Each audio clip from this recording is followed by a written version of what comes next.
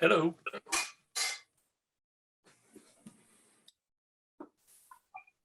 Lunchtime. Breakfast for the West Coast. The West Coast, huh? All the way out west. Wow.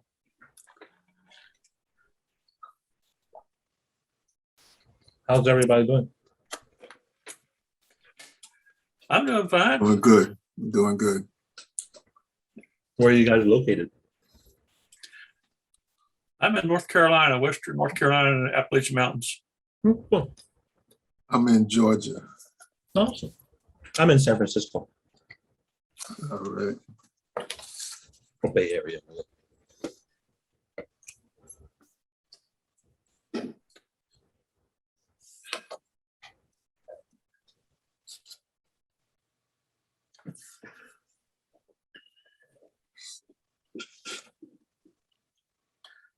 For the past 4 days, I've been trying to learn Premiere Pro, so my head's all kind of,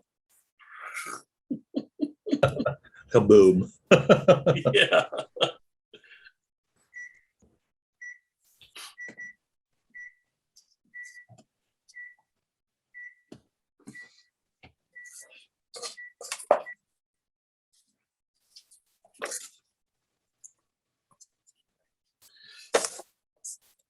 Where in Georgia are you from? I'm in Hinesville, Georgia, a little bit west of Savannah. Oh, okay.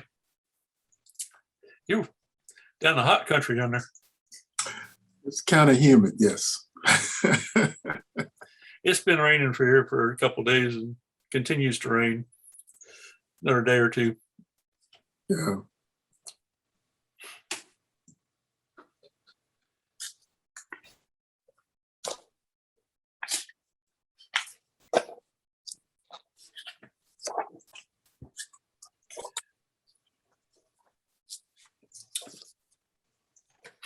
We'll get some water. That's a good idea. Drink in there.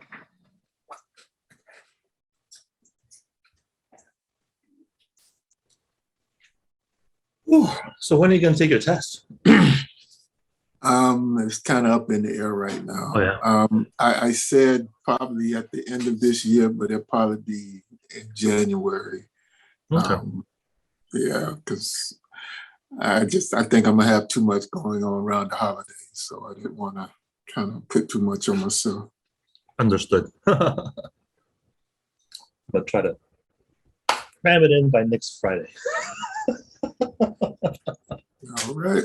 Just see what happens. But I declared my candidacy about a week and a half ago. So Oh, okay. Oh, you're starting out. yeah, I've been in the biz for 16 years or something like that. So it's been a while. It's like I should do this, so let's do it. So, hi.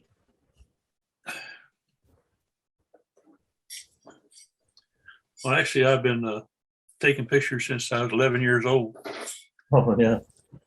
but I haven't ever been professionally very much. Hello. Hello, How you doing, Philip?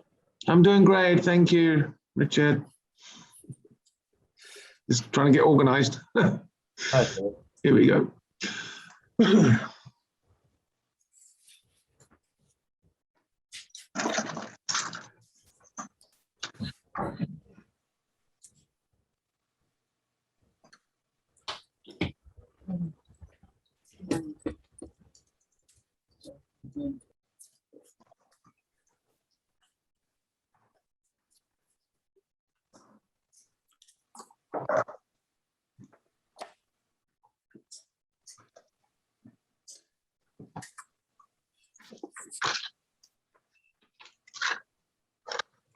Well, there's Nancy. Hello. How are you Hi. today? Hello, Nancy. Hello. Hi, Nancy.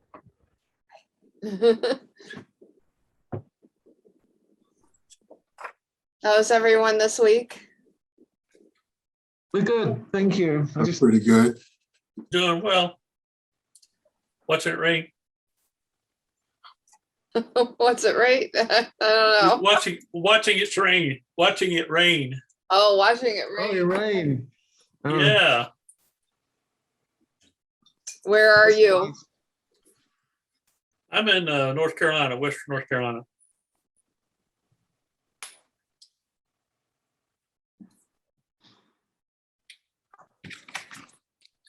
I guess our fearless leader's not here yet. No, it's tardy.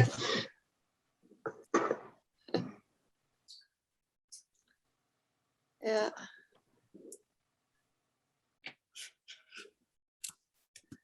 So who all has anyone taken the exam yet? Or no? I'm about to, I think. I have You, one. I'm sort of getting pretty close to thinking I can go ahead and do the exam. This is I think it's probably my 8th week. okay. I've taken the exam 4 times and passed twice. I tried to do it a number of years ago, and I never finished out the program because I hadn't sold anything. And I had to sell stuff back then.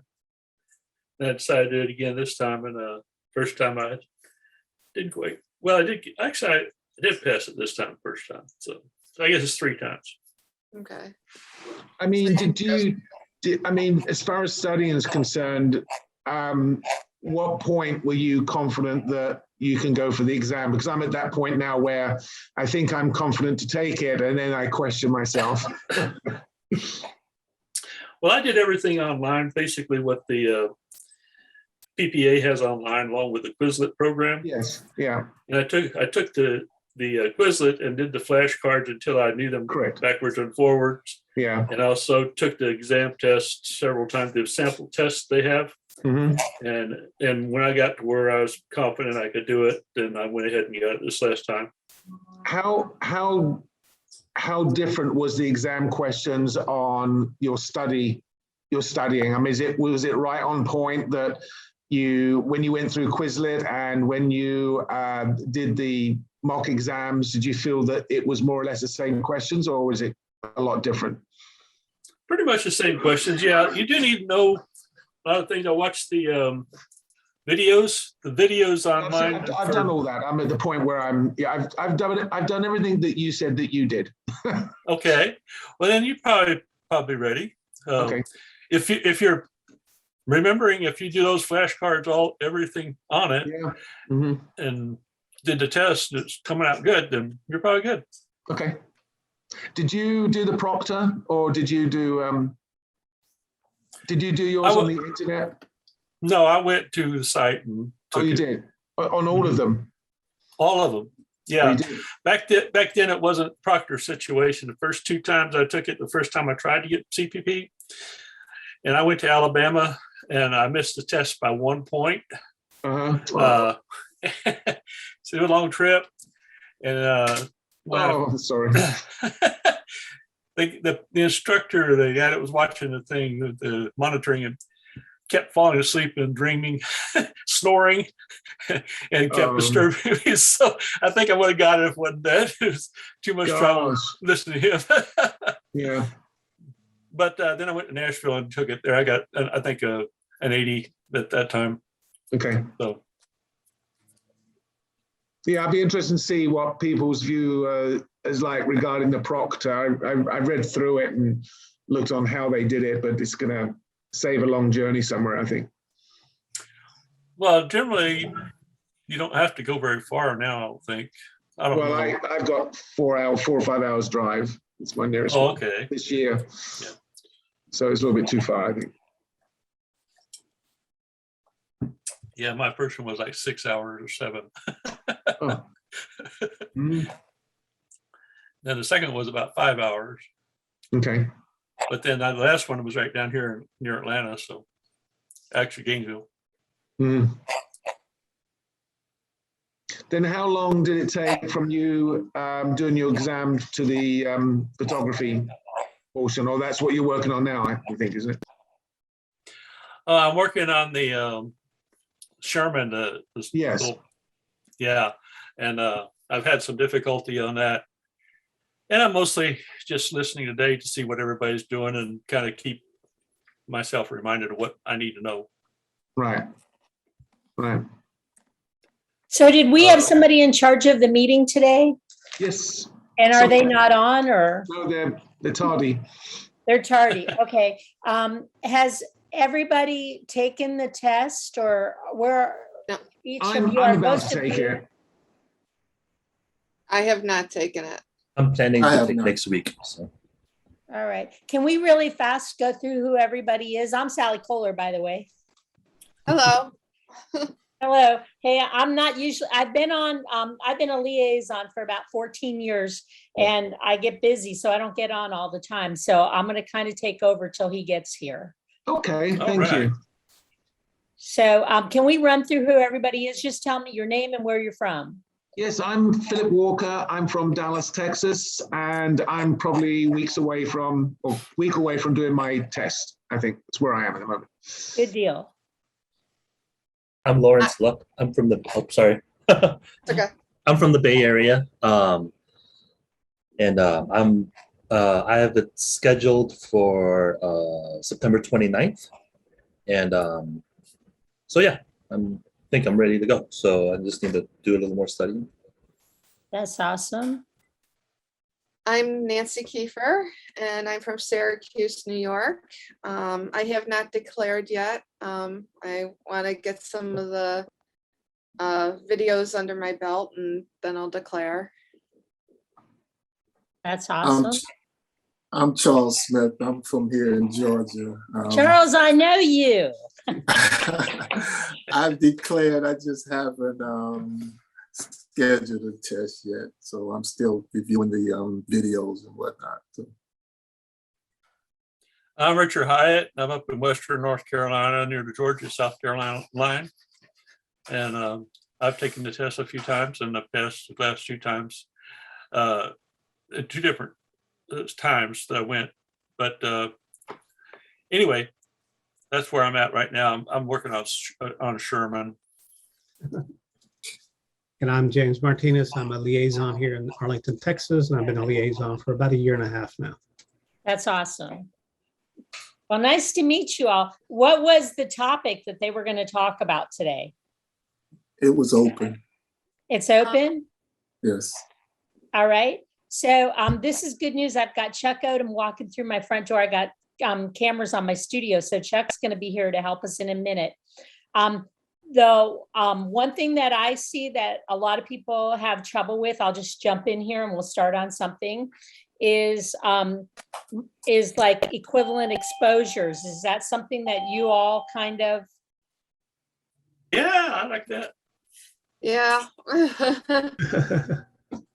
Okay, so I'm going to give you a little scenario. I hope my front door to my building is unlocked because Chuck is ringing the doorbell. So hopefully he'll come up here. But if not, he'll ring it again. But I'm going to try to see if you guys can think this out, and then I'll go open the door so he can get in here. Here he is, right here.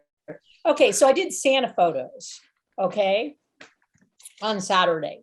And one of the things that we did was I'm so glad Chuck's here. Chuck, say hi to everybody. He's going to be on the screen. The person that was running today didn't show up, so I'm glad you just walked in. We made the light go really low because we wanted the Christmas trees to have bokeh, okay? But we wanted the children to be lit, okay? So I want you to jump in and tell me what you think my exposure should be at. And if my background doesn't look really beautiful, what should I do? Should I change the f-stop? Should I change the ISO? Give me some suggestions here. And I already did it, so I already know what the answer is. And you weren't using light? What? You weren't using flash? We were using flash. Oh, you were using because flash. we want our subjects lit, but we want the background to be dark. But we don't want our background to be dark. We want our background to be ambient, beautiful with bokeh Christmas tree lights. Looks like Lawrence has his hand up for an answer. Could I answer it? Okay, go for it, For dude. fun, just for fun. So you drag the shutter speed a little bit lower. Bam, good job. Okay, good. And how So you low can- would you say that would be? Oh geez. 1/60th, maybe 1/30th. Around Even there. lower. Yeah, I like to Even do lower. it in the 20 or 30. 20, 30, Okay. so you can really get the twinkle lights and stuff like that. Yes, And absolutely. then you just and then you expose to their face to, you know, controlling Right. the background with shutter Where do you speed. think the ISO would be?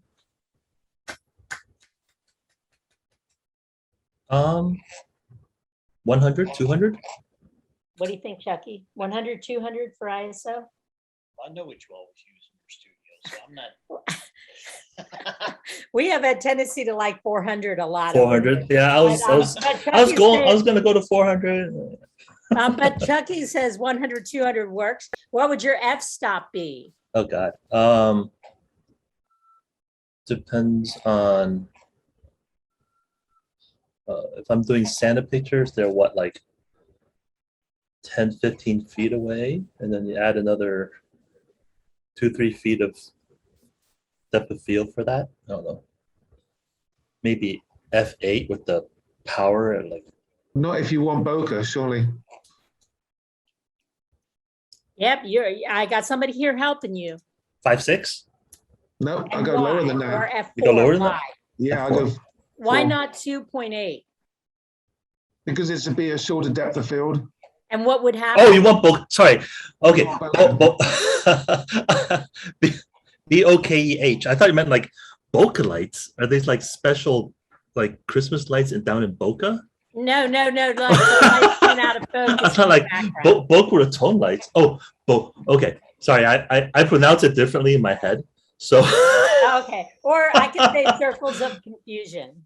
okay, got it. So yeah, no, drop that stuff down. Could I? Okay, curse? I but I'm why gonna not curse. 2.8? Because we want everyone in focus. Exactly. If you have the child and they move forward, not in the same plane of field as Santa, then you would either have the child in focus and Santa not in focus, or Santa not in focus and the child. Does that make sense? Yeah, you wanted to just deep enough for all their faces. Yes. All right, good. Chuck's going to give you a question now. Yes, you are. Sorry. That's funny. Trying to think of what I've been working on lately. Look at him. He looks like Santa Claus. Can you see him? So he's not going to give you a Santa question. So what was the question at Ann put up? Did we already The go? ladder. Can't hear you. What was the question that Ann posted? Oh, let me see. We'll go to that one. That way I don't have to think. Excuse me. You're making us think, but you're not going to think. It is, Well, I don't have my computer here to look it up. I know where I have it. Ah, I see. Look it up on my computer.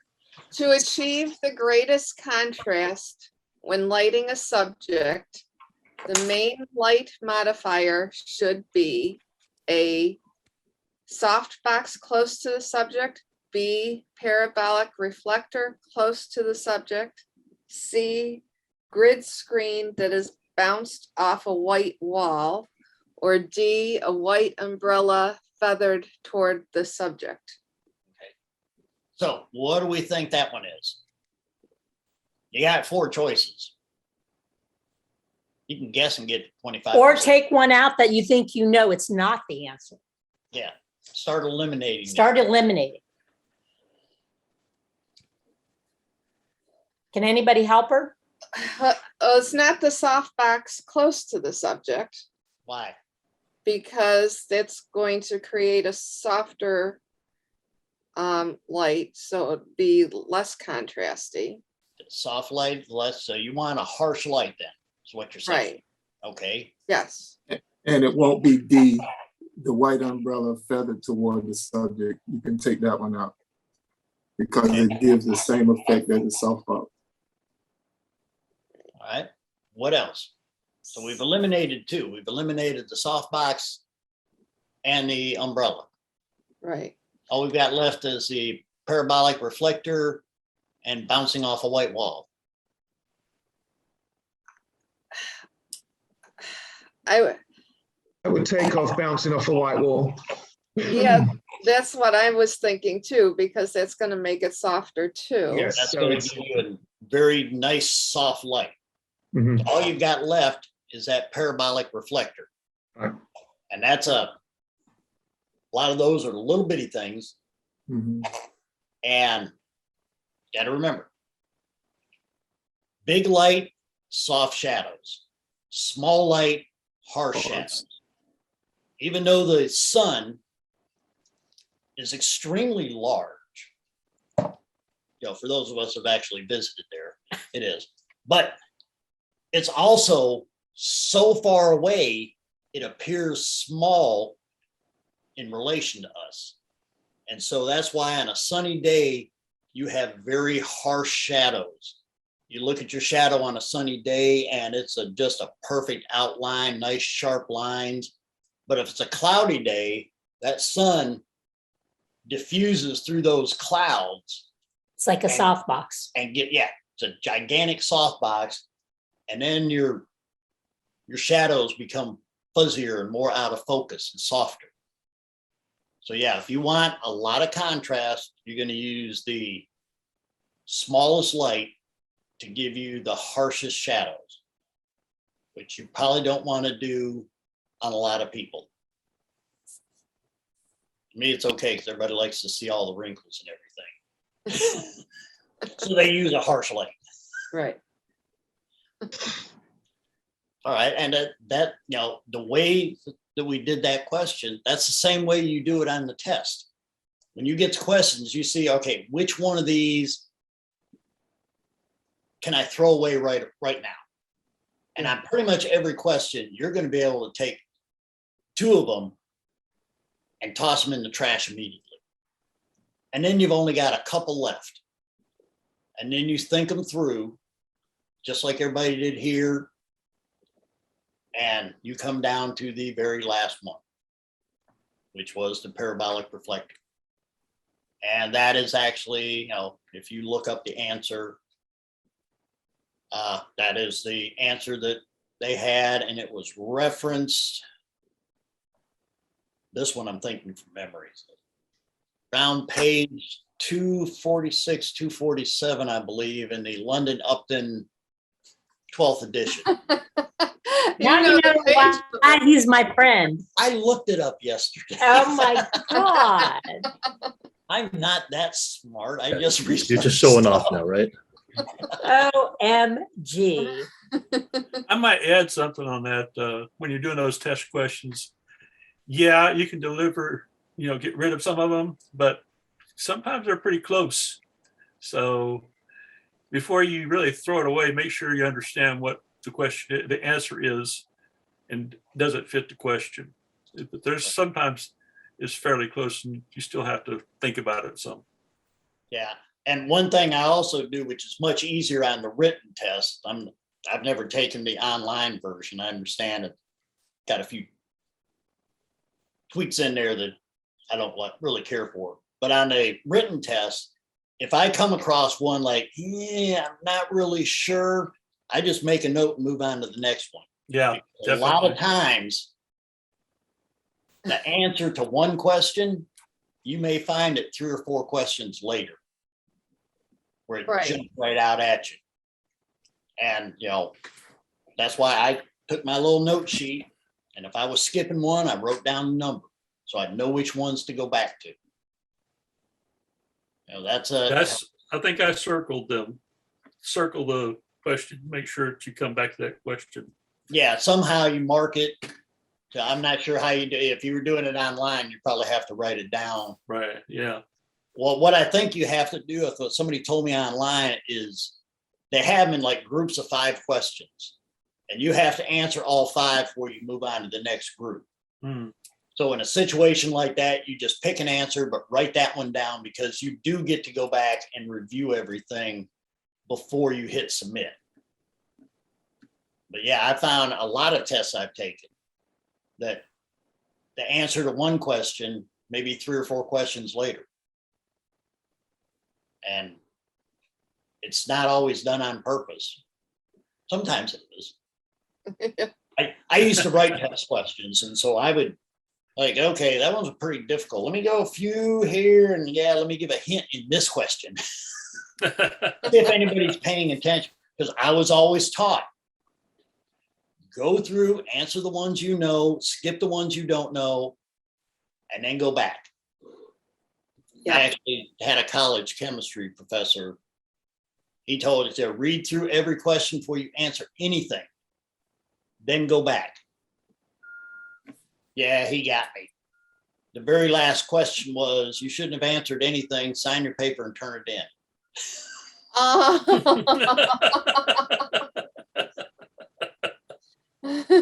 That mean. Yeah. But then he also hated people who guessed. He would have hated me. Yeah, if you guessed, well, what he did is for every question you got right, you got 1 point. Because his tests were all 100 questions. For every test question you skipped, you got 0 points. For every question you got wrong, he subtracted 1. So you were better off skipping a question than you were taking a guess and hope and not getting it right. Yeah, he drove people nuts. All right. Anybody else got any other questions?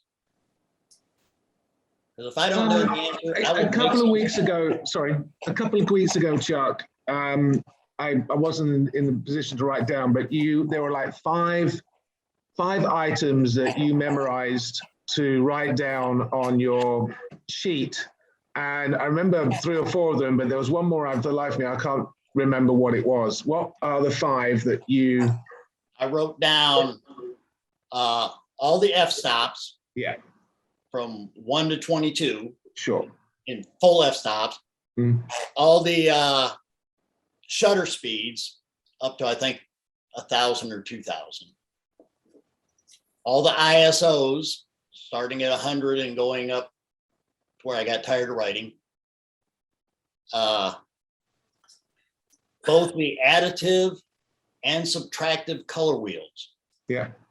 I wrote those down, and then I wrote down the little hint for the inverse square of light, which is if you double the distance, you gain 2 stops of light. If you half the distance, you lose 2 stops of light. And I wrote all those down every time. Let's say when I took a practice test, first thing I do is I'd write all that stuff down. Then I take the test. When I was done with the test, I'd throw that cheat sheet away. Next time I took a practice test, I'd write it all down again, so that it was almost muscle memory, writing everything. Right. Good. Thank you. And that helped me quite a bit, because I didn't have to stop and think, especially on the equivalent exposure questions.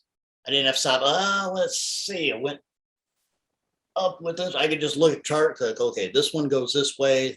All right, this is it. This is what the answer is from what they have. And you did And I it can in tell full you for stops, right? sure, What's that? And you did it in full stops, right? Yeah, because all the questions are in full stops. They have nothing on there with half or third stops. Once you get to Before you real take life, a you have test- to do the half and thirds. Before you take the test, you need to know those f-stops backwards and forwards every which way, because there are several questions that Right. you don't Yeah. have to stop and think. There's several questions on that. All right. So run through them so anybody that's here Well- can write them down, like You 1.4. only have to memorize 2. F1 and F1.4. Because That's right. That's right. you memorize those, F1, every other one, you double, starting with F1. And then the same thing with F4, you fill it in. So go through it and tell, and You got F1, F1.4, double the 1, you got F2, F2.8, F4. This is where my math. 5.6, 6, 5.6. F8. 8. The next one is tricky, because after F8, there are no decimal points. So 5.6, 6. you double that, you get F11. 11, And then F8, double that, you get F16. 16. F11, double that, you get F22. And that's, I think, as high as they usually go. Does that make sense to everybody? Mhm. Yeah, you Yes. only have to measure, you only have to. So remember memorize those 1 first- and 1.4, and then double them. Each, Yeah, everyone's, they got 1 and 2 and then 4, there's 8 and 16, 32. And then you put the other one in between. Yep. The 1.4, the 2.8, 5.6, 11, 22.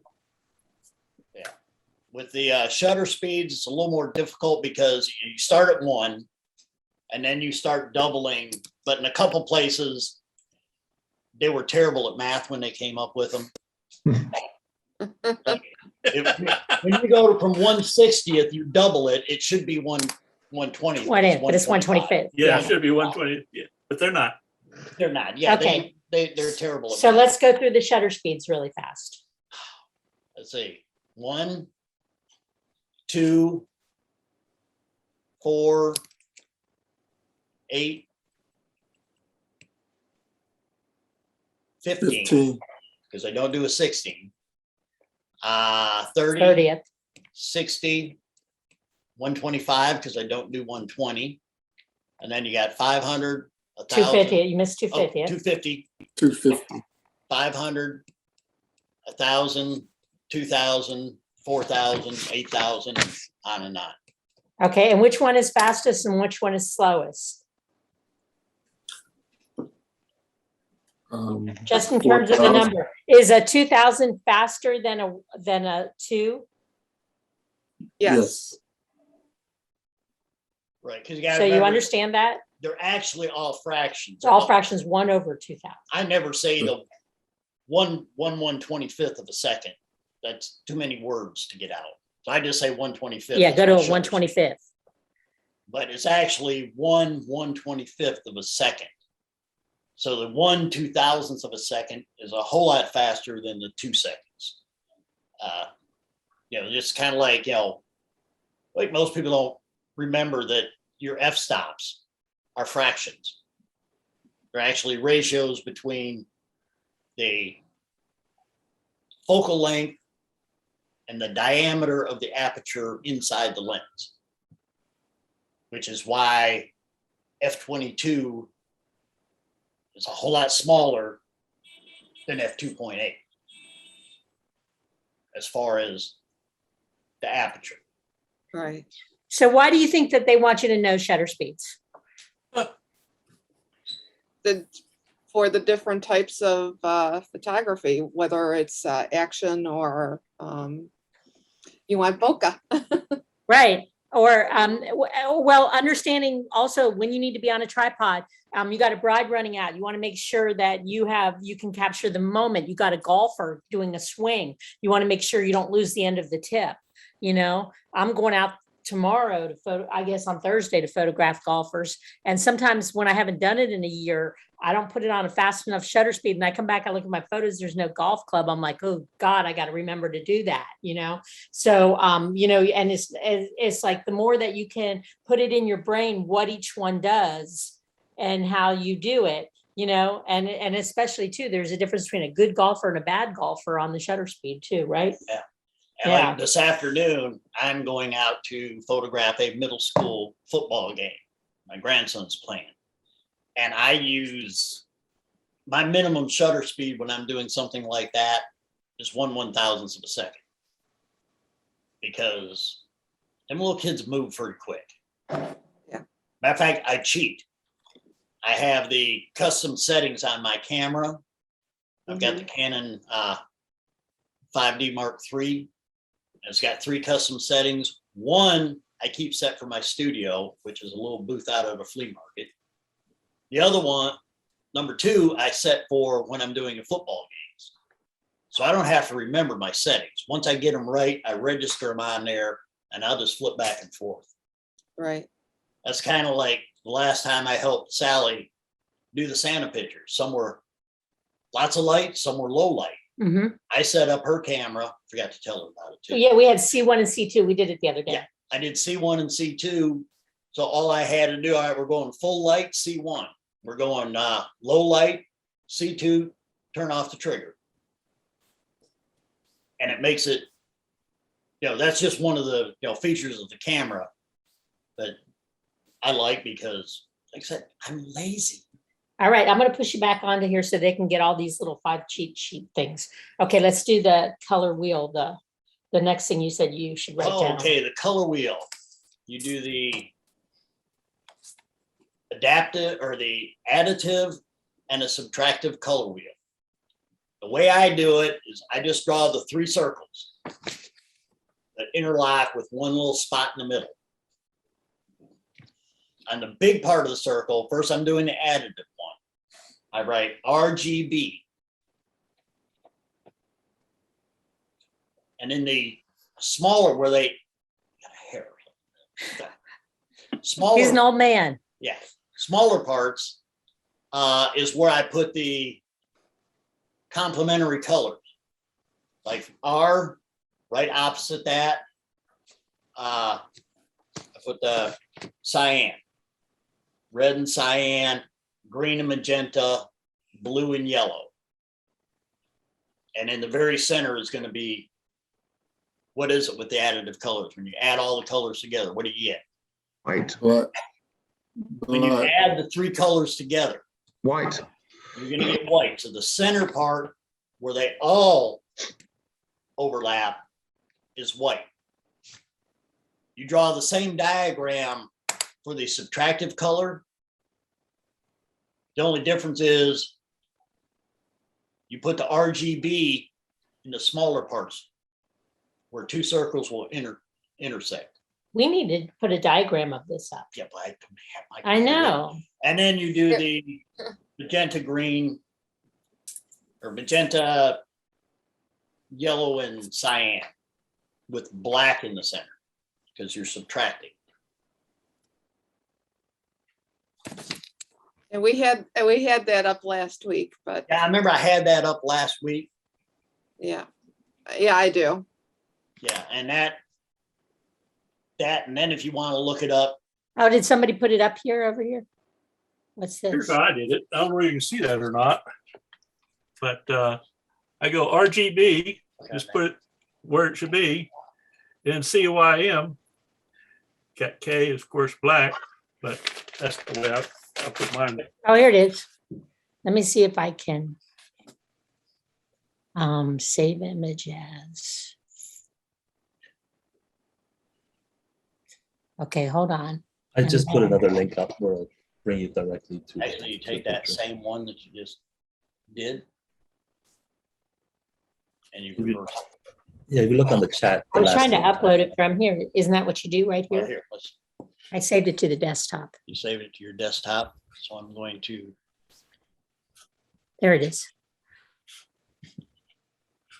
all right, everybody should be able to see Can you that. see that now? Now we can understand. And so start over again. Okay, you do these 3 interlocking circles. Can you all see that? Yes. Okay, Yeah. good. Okay, and the bigger part of the circle, you put the R, G, and B. Where you have 2 circles intersect, you put the complementary color.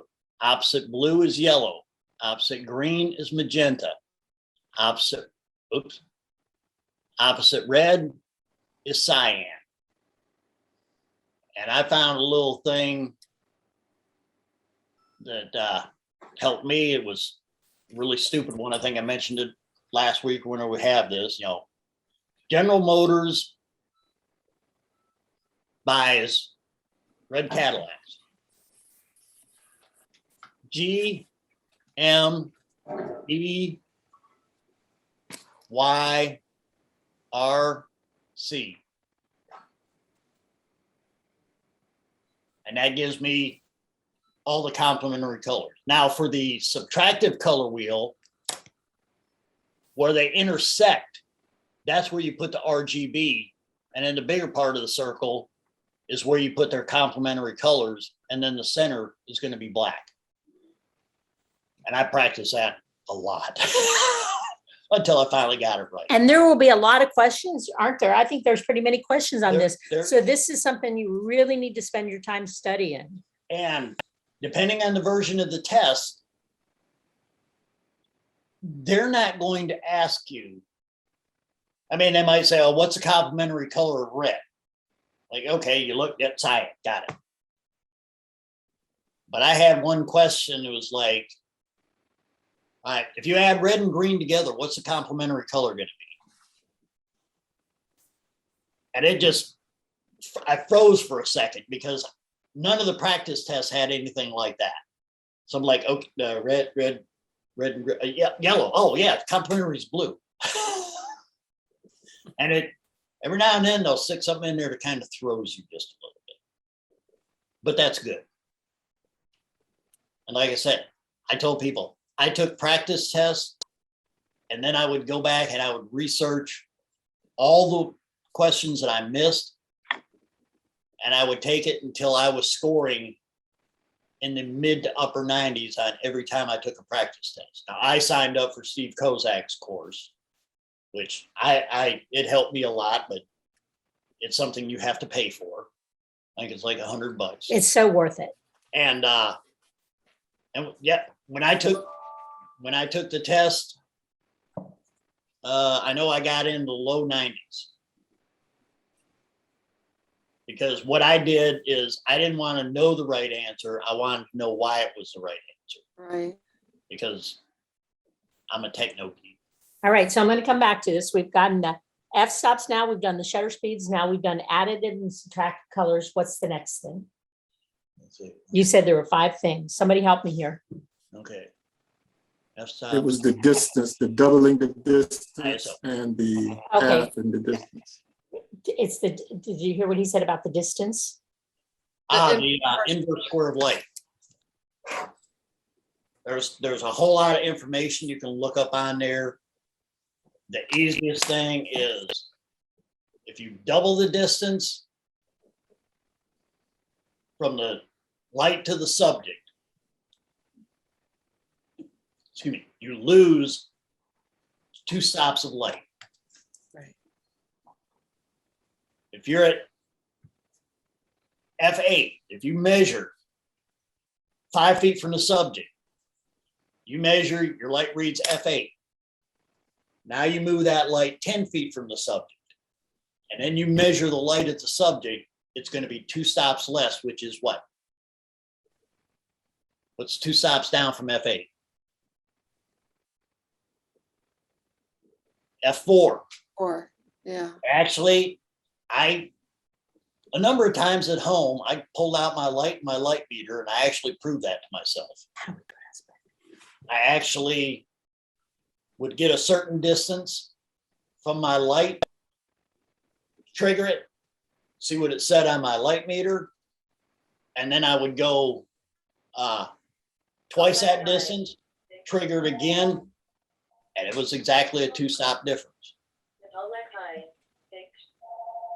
It also works in the other direction. When you have the distance, you gain 2 stops of light. Right. So give him another example and see if somebody here can answer it. Okay, you've got your light at full power, 20 feet away from your subject, but they're not lit enough. You don't want to increase your ISO because then you get too much noise. You don't have a tripod, so you can't drag the shutter because then you'll get the, like me, you're old and you shake too much.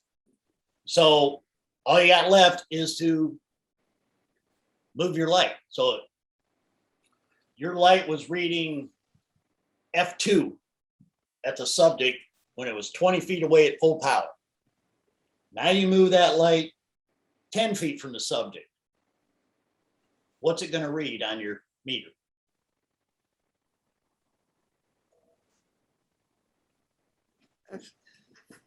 F4. F4, 2 stops, exactly. You gain 2 stops worth of light. And if F4 isn't enough, then you move it to where it's 5 feet from the subject. Give him another one because I saw some hesitant answers there. Go ahead, do it again. Give him another example. You give them one. No, go I'm ahead. running out of. Do it. I'm running out of. Okay, F16 and you move the lights. They were at full power. You moved it from 22 feet to 11. Okay, so you're going to gain You were at F22, you're gonna gain 2 stops. What's it gonna go to? F11.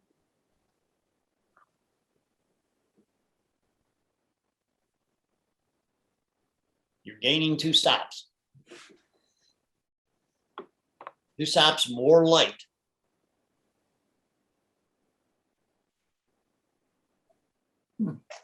Oh, okay. Your camera doesn't go there, probably. Because I don't know how to answer the question correctly. So doubling that at 16 would be 32.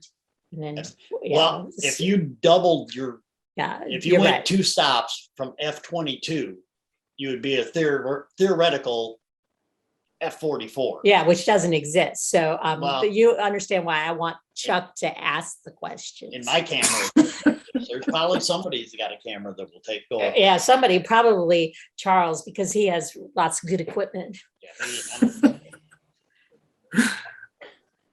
I'm super cheap. All right, so we've got we've gone over the f-stops, we've gone over the shutter speeds, we've gone over additive and subtractive light, we've gone over the inverse square law. What was the other thing? Was there one more thing? ISO. ISO. And that's probably the easiest one to write down, because I think all the questions, the lowest they go, some cameras will go to 50, most start at 100. So you start 100 and you just keep doubling. Every time you double it, it's not really a stop of light, it's a stop of sensitivity, which gives you more light. So you go 100, 200, 400, 800, 1600, 3200, and on until where you got nothing but noise.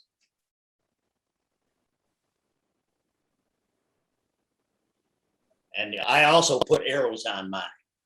More light, less light. More light, less light. And this isn't really CPP, but 24 years ago, when I started working in a studio, the one thing that they taught me about f-stops and ISO and shutter speed is, if you can imagine a glass full of water, okay? When it is completely filled to the top, you have perfect exposure. If you overexpose it and you put too much water in it, it's going to overflow. The water is going to come out of the cup. And the same thing is, if you underexpose it, you're not going to have enough water. So if you can imagine this cup of water for the inverse square law is like, if you change your f-stop a little bit, then you got to add a little bit more of the other one. So as you add and subtract in photography, it doesn't matter what you put into the cup. What matters is that cup of water is full. Does that make sense? Yes. Yeah, because they will give you a question like, you've taken this picture at 1/25th of a second, f8, ISO 100, got perfect exposure. But the subject was moving, running, and it's kind of blurry. You need to stop that. So you move your shutter speed up to 500. What do you do with either one or both of the other two to get back to the same equivalent exposure? And you started where again? Started at 1/25th of a second, you went to 1/500th of a second. So how many stops is that? 3. 2 stops. Double 125, what do you get? 250. Yeah. Double 250, what do you get? Yes, Two it's 2 stops. stops. You- 2 stops. So it's 2 stops. You Now, went 2 stops. is that more light or less light getting into the sensor? That is less light. Less light. Less light. So now you've got the other two. You've got to come up with 2 stops of more light. So you can open the aperture 2 stops to let in 2 stops more light. But then that may mess up your depth of field. One stop, you can still do your depth of field the way you want it, but two stops gives you too much depth of field. So then you would go with your ISO and move it like from 100 to 200, because that gives you a stop. And so not all the questions, some of the questions will give you multiple answers, one moving just the aperture, one moving just the ISO, and maybe moving both. And that's why it's best to have all three. Like I said, I drew arrows on mine. More light, less light, more light, less light. And then I was like, okay, I went from here to here. Okay, that's 2 stops more light. So I come down here, that's 1 stop less light. That's 1 stop less light, or this is 2 stops less light. And, it makes it, to me, it made it a lot easier to answer the questions. Because like I said, when you're Seemed like taking, yeah. as I remember, it seemed like there were some half stops in there also on the test question. if they had, they've changed it, because when I took it, they did only in full stop. There may have been 1 or 2 where they snuck in a half stop. Yeah, I think they did. Yeah. and That's that- test I took. But then it was just like, okay, you've got the full stops. You look at the answers and you can Right. kind of figure out where the half stop is between what they did. Wasn't it hard? Yeah. And like I said, when you go to do Sherman, you have to know half stop, Yes, you do. because you have your main light at F11, they tell you that. And then they tell you your fill light must be 1.5 stops less. So it's up to you to figure out what 1.5 stops down from F11 is. F11 is. And you can either get out your calculator and figure it out, or Google it, which is what I did. Because you could find charts on Google that give you full stops, half stops, third stops of apertures, everything. It's all out there. You can get as technical, like Chucky is a lot more technical than I am. The whole point of what certification is really all about to me is that when you're in front of the client, that you can think on your feet. Because there have been so many situations that I have been in personally when I go out to shoot, that something that is out of our control happens, that we have to be able to come up with a solution. And so by really understanding CPP, it's not like they want you to be this technical geeky person that goes out and all you do is think technical. What it's trying to teach you is that think on your feet and be able to use what you have learned in this knowledge base it's just like that cup of water. It doesn't matter how you get there, but what it matters is the result. And in any given situation, whether you have a piece of equipment break, which I've had happen how many times, like Only on days that end in Y. yeah, or something that you have to go, oh my gosh, now I don't have this as an option to use, that you're able to really think on your feet to be able to work with clients and work with them in a professional way. And that's really, I honestly believe that's what the whole program is about. And the whole program is not just about memorizing this and going, now I learn it, because that's not going to help you just to memorize it. And then it doesn't put into practical knowledge, you being able to go out there and use it. You want to be able to, when you're there, think, how can I do the best job that I can with what I'm working with? And something Sally has told many people, and Chris Jones brought it up at the last study break or the one before that. When you're going through the practice test, have your camera right there. Mm-hmm. When it says, okay, we had these settings, put your camera on those settings, take a picture of something. It doesn't care if it's perfectly exposed. But then change your camera to all the different choices and take another picture to see how the different choices are affecting. Hey, Deb. One of the things that I tell assistants when I'm working And especially if they're new with me, I'll say, if I change it from F16 to 2.8, how many times do you click the camera, then change that shutter speed, learn to click in the opposite direction with the shutter speed. You know what I'm saying? Just simple things that if you have your camera on there, it's not doing CPP, but just realizing if you change one, then you're changing the other. Yeah. Till you learn, you can see most of that stuff through the viewfinder. You don't have to click. Did you guys learn anything today, or you get anything that picked up today? Yeah. Always get something. Good, so do I.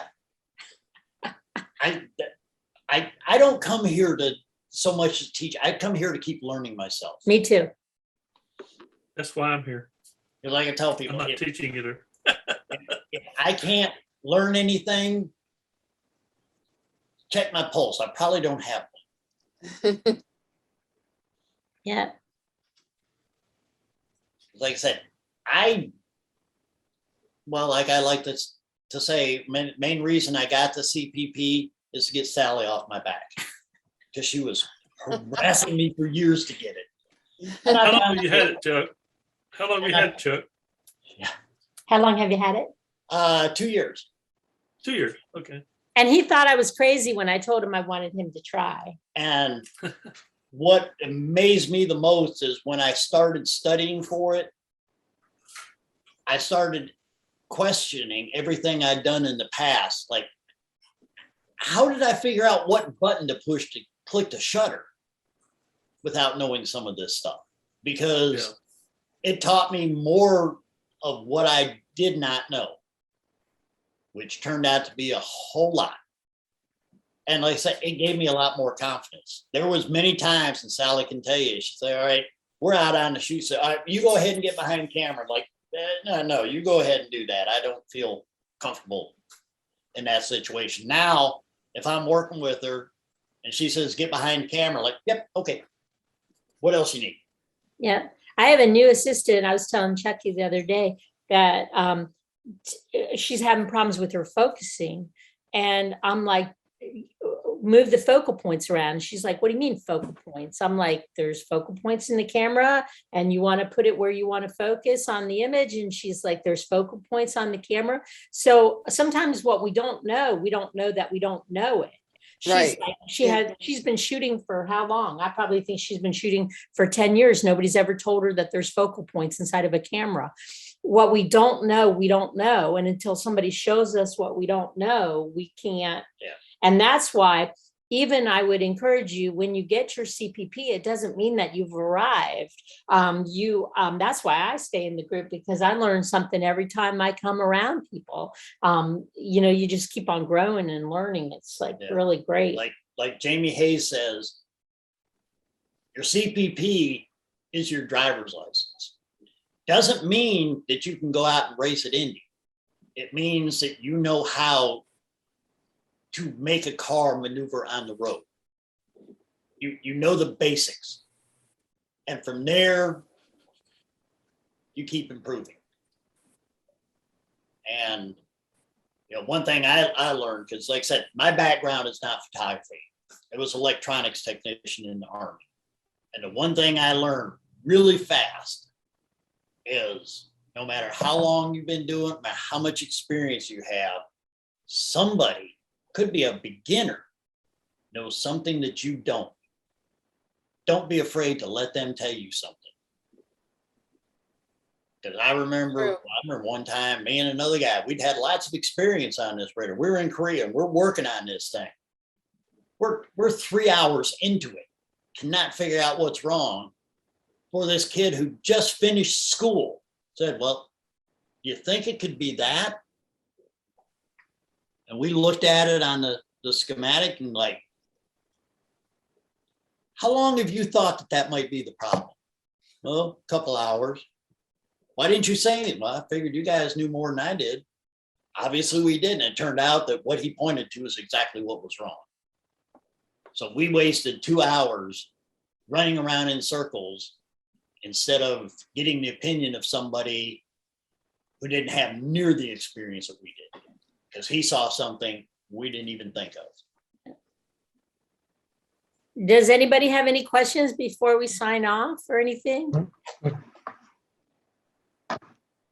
I think it was really good. Maybe because you're here sitting next to me. And again, this has all been recorded, and so Ron Rice will get it, and he'll edit out the parts where You rambled? He'll edit out those parts, and then he'll be posting it if anybody wants to review what we talked about here today. Thank you. All right. So one thing Thank One thing you. before we go, probably be a good idea to be sure you get this done because this time goes by. I'm in my 2.5 years, so I got just another 6 months. Well, I got till July to take my test. I'm for the final for Sherman. So yeah, that time goes by. So get it done so that you can work on Sherman because he's not a picnic. I've found that out. Yeah, he's and a lot of people who got their CPP the old way when they came out with Sherman, it's like, oh, that's too easy. All you gotta do is buy a camera and poof, your CPP. What's Sherman? I don't know. Sherman is the little doll. Oh, Oh, you'll know which That's Sherman your- is when you go to That's do your the other next half. test. That's Oh, your next I- test. I bought all that stuff already, so I'm And that's ready the to practical part. Call him Sherman. smack it. Yeah. Nobody likes Sherman. Sherman is an evil wooden doll. But everybody think, oh, it's so easy, just set it up. But yeah, it's not that easy. Well, hopefully next week I'll have it done. All right, yeah. And And if anybody's in Georgia and you want to come to my studio, I'll schedule a test for you.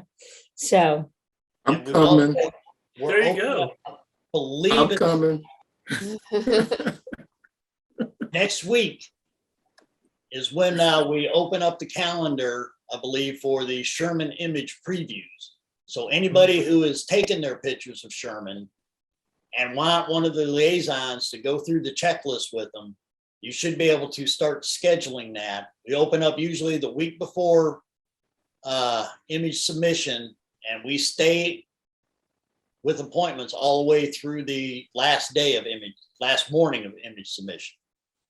So anybody who's done their Sherman images and want to have them previewed, going through the checklist with somebody who's been there and done it, that should open up next week.